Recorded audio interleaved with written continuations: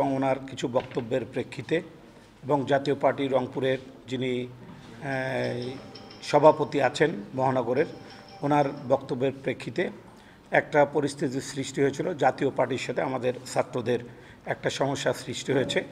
তা গতকাল আমরা আপনাদের সাথে কথা বলার পরে আমরা একটা সিদ্ধান্তে উপনীত হয়েছি যে আজকে আপনাদের সাথে আমরা বসবো এবং তারই আলোকে আজকে আমাদের বৈষম্য বিরোধী ছাত্র আন্দোলন, এনসিপি নেতৃবৃন্দ এবং আমরা বিএনপি নেতৃবৃন্দ, আমরা যারা ওই ঘটনার সাথে সম্পৃক্ত ছিল বলে আমরা দেখেছি, তাদেরকে আমরা এখানে আজকে নিয়ে এসেছি এবং আমরা সবাই মিলে একটা সুন্দর আলোচনার মাধ্যমে এই সমস্যাটার নিরসন করার জন্য আপনার সাথে মত বিনিময়ের পরে আমরা মনে করি যে আজকের থেকে এটা সমস্যার নিরসন হয়েছে এবং আগামীতে জি জি মানে আমাদের দুজন সদস্য আমাদের পার্টির, হ্যাঁ আমাদের পার্টির দুজন, আমাদের অঙ্গ সংগঠনের দুজন সদস্য এই ভুলের সাথে সম্পৃক্ত ছিল। আমরা তাদের সাথে কথা বলেছি এবং তারা সরি বলেছে। আমরা মনে করি যে তারা যেহেতু ভুল বুঝেছে, ভবিষ্যতে আর এরকম কোনো ঘটনা ঘটবে না এবং আমরা সবাই মিলে রংপুরটাকে একটা শান্তির রংপুর হিসাবে প্রতিষ্ঠিত করার জন্য, ভালো রাখার জন্য আমরা সবাই মিলে চেষ্টা করব। গত 29 তারিখে আমাদের বৈষম্যবিরোধী ছাত্র আন্দোলনের ডাকে একটি বিক্ষোভ মিছিল হয়েছিল এবং এই বিক্ষোভ মিছিলে জাতীয় পার্টির সন্ত্রাসী বাহিনী হামলা চালায় এবং এর প্রেক্ষিতে পরবর্তীতে ধাওয়া পাল্টা দেওয়া হয়। ধাওয়া পাল্টা দেওয়ার এক পর্যায়ে জনাব জিএম কাদের সাহেব, যিনি আছেন জাতীয় পার্টির চেয়ারম্যান, তার বাসায় অগ্নিসংযোগের ঘটনা ঘটে। এরকম একটি অপ্রীতিকর এবং অনাকাঙ্ক্ষিত ঘটনায় রংপুরে একটু উত্তেজনা বিরাজ করে।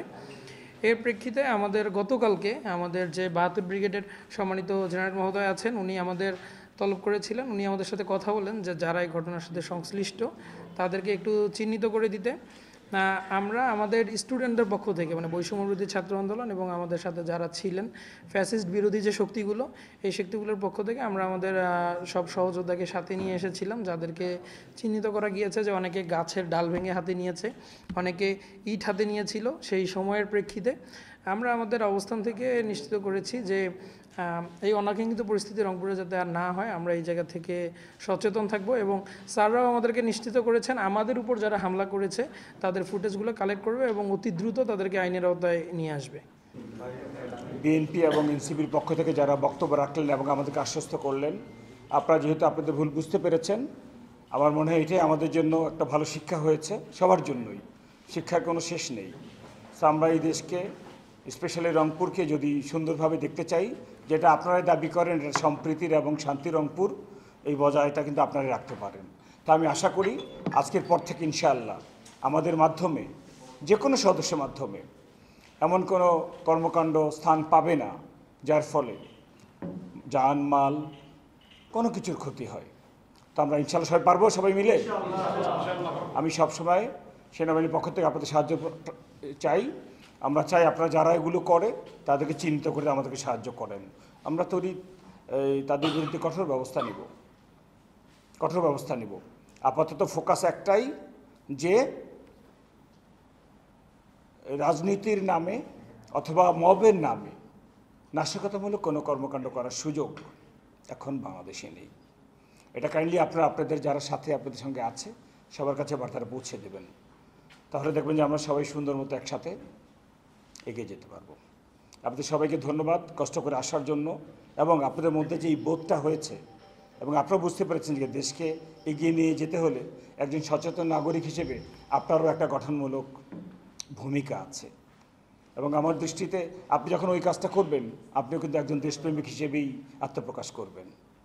তো আপনাদের সবাইকে ধন্যবাদ।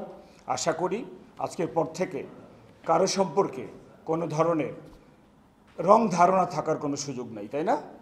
কালকে তো অনেক ধরনের ধারণা এক একজন পোষণ করেছিলেন। তো আমি আশা করব আপনারা আপনাদের দলের যারা আছেন তাদের সবাইকে এগুলো জানিয়ে দেবেন।